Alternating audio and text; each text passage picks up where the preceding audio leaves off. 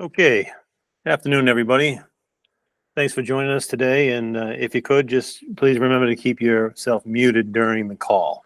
Got a few things I'm going to be covering, and if you have any questions, just get in touch with me after the call, and I'll go over with you whatever you maybe want to know. The meeting is going to be recorded, just like all our other ones. As soon as we get it cleaned up, I'll send it out to everybody, and you can reference whatever we're chatting about here later, or share it with another individual that maybe didn't have a chance to take a look at it. Usually we kick off with safety. Jason is off today, but he did ask me to touch on a few topics. First of which was some incidents we had on a project that we're doing, fit out project, where we're following another contractor.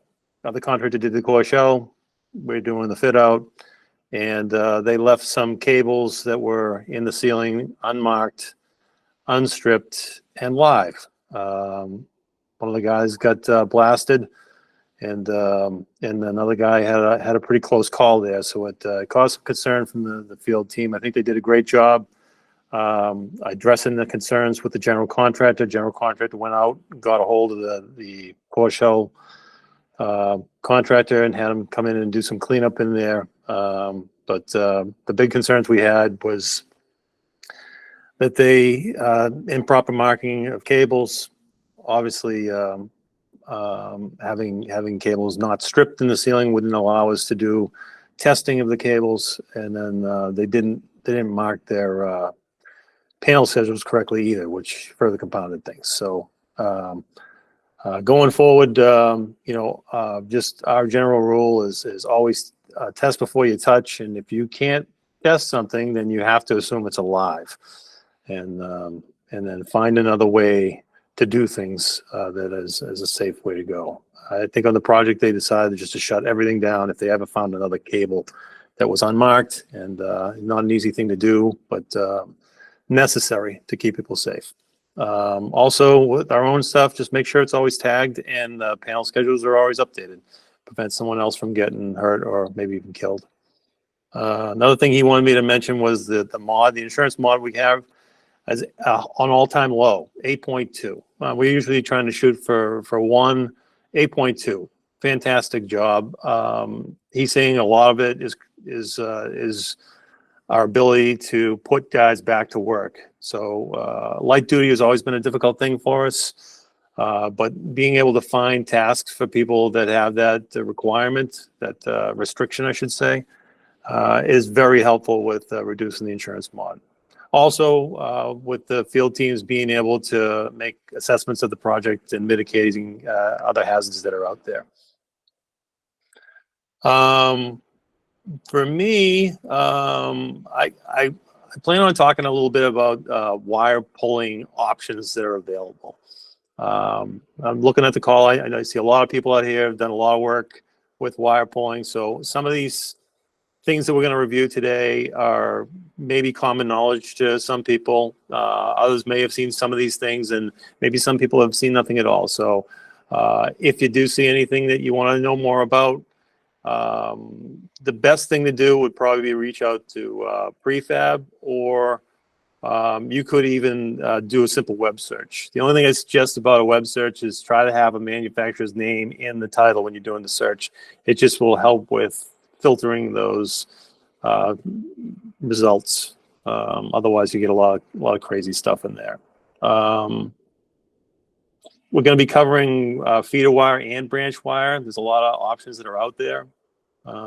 And, we use several different vendors, and each of these vendors, they carry products from different manufacturers. So the things that you see here, they may not be available at Burt's. Maybe they're available at Standard, or maybe they're not available at either of those. They're available at Hurley.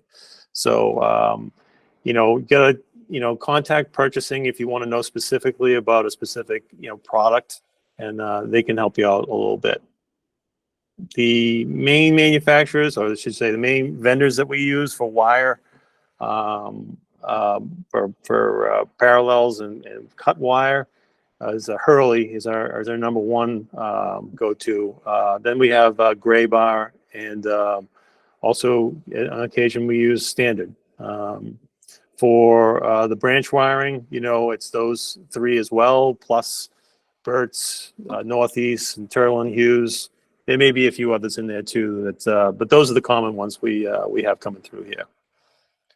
Okay, I'm going to share a video, try to do something a little different, so hopefully I don't screw it up too much.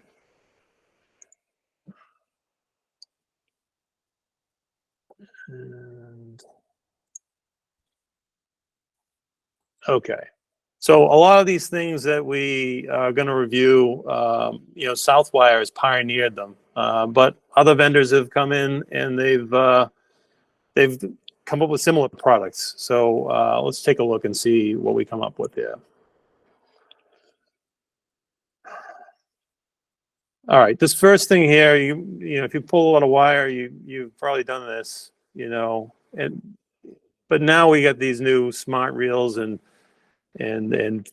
different kind of pulling options. You can see the one that they showed in the video here. It's moving pretty easily around the job site, and this is a typical job site that you might see. And you have one guy here moving this reel around. This is the Southwire Simple reel. It can move through a 36-inch door. It can carry 5,000 feet of wire. Right now, these are carried at standard, and they have about 16 of these things in stock. They cost about $100, $150 every 2 days that you have them on a job site. So you got to get them turned around. You can see this guy here. He's got those little yellow dogs in the side. You know, once you roll that thing into place, you just take the dogs, slide them underneath the reel. That kind of locks it down, and now you don't need any reel jacks.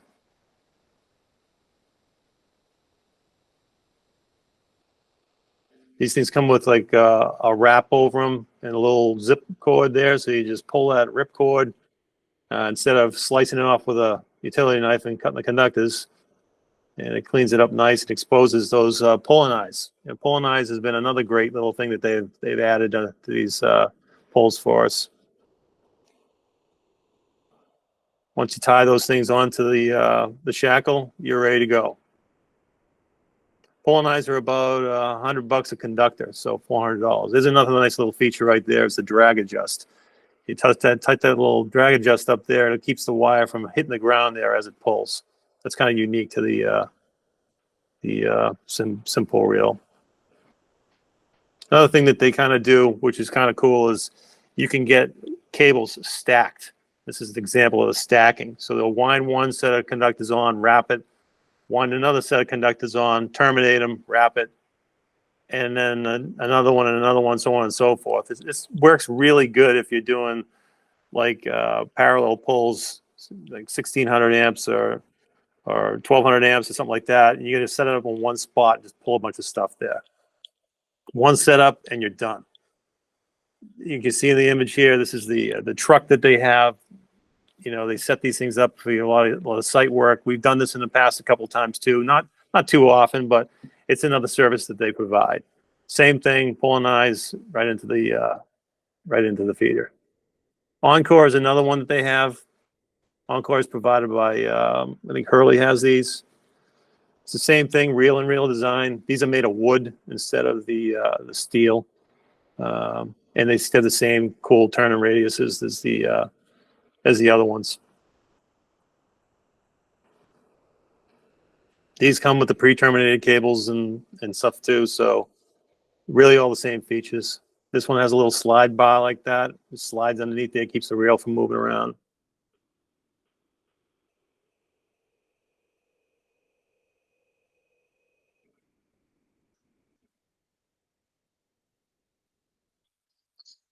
GRAYBAR has them too. GRAYBARs are called smart reels, and they are basically two steel wheels with an arbor that goes between them.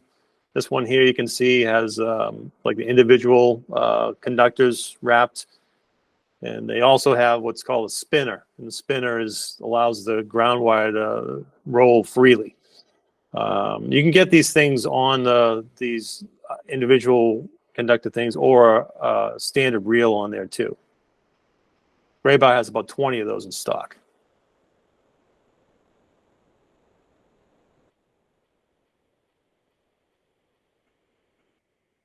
Now, Real Rover, that's from CERROWIRE. And that's another one that's just come out recently.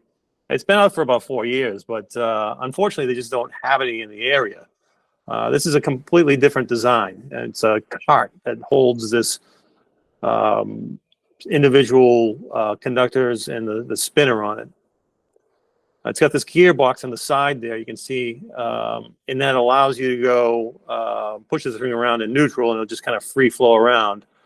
It can park it, or in drive, you can use the reel to move the thing. It kind of has a gear reduction thing that helps you kind of roll the thing up. It works really good if you have things over an incline or obstructions like that 2x4. It helps you kind of roll it up there.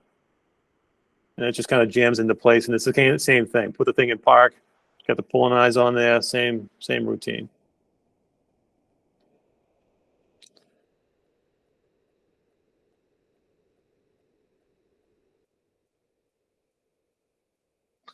For branch wire, we've seen these a lot lately, is these COIL-PAKs, simple COIL-PAKs. This is from Southwire. It's great for branch wiring. You can pull, like lay them on the ground, pull right out of the center of them. These ones come with 2 conductor, 3 conductor, a single conductor. You can stack them up on top of each other if you want, save space. It's a pretty slick kind of thing there. They only come in like 1,000 footers though, or 500 footers. This is another one here. The Pull Pro. This one's by ENCORE as well. Same kind of design, you know, except these ones have the pull spout in the front. Set up with a whole bunch of different configurations if you want.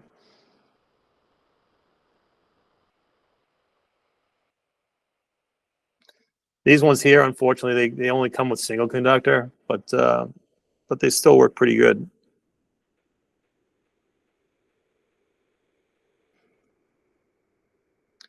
All right, this is the last one I got to show, is the barrel, Simple's barrel. So the really cool thing about this one is, I mean, the size of it, you can put a lot of cable in there.